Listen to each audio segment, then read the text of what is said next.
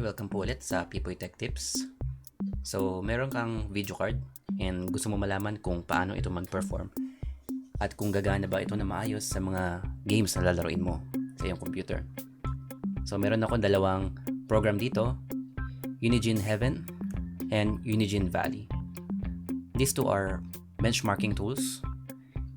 Dito muna tayo sa Heaven.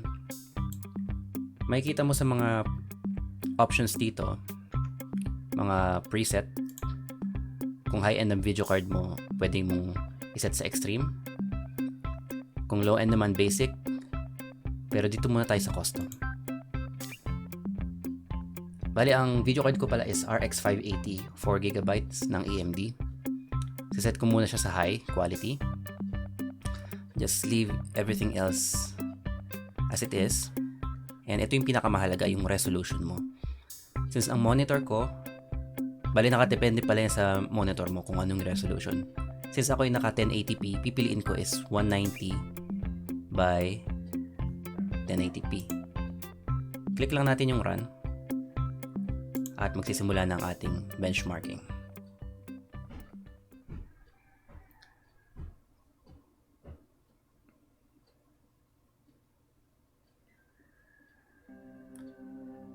So ayan, dito sa upper right corner, makikita mo yung FPS, frames per second yan.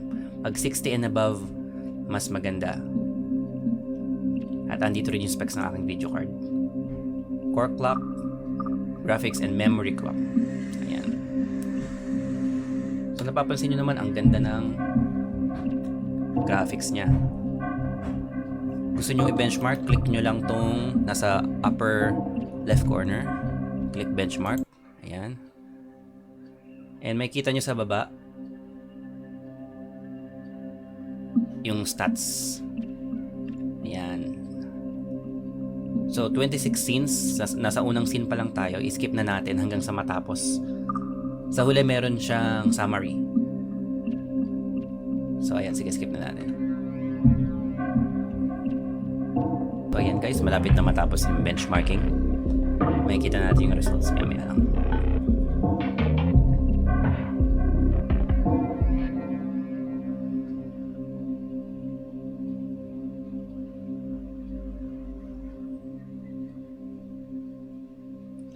Okay, last scene.